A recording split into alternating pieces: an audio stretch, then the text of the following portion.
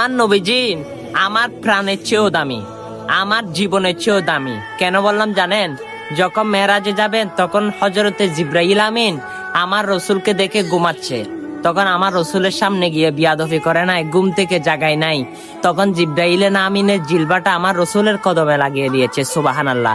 তখন আমার রসুলের ঠান্ডা রাখলো, আমার রসুল ঘুম ভেঙে গেল। তখন জিজ্ঞাসা করলো, এ জিবরাইল, হঠাৎ তুমি আমার পায়ে এরকম ঠান্ডা কিভাবে লাগলো?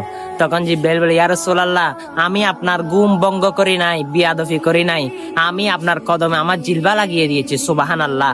তখন আমার রাসূল বলে, হে জিবরাইল, তুমি ফেরেশতাদের সর্দার হইয়া এটা কি করলা?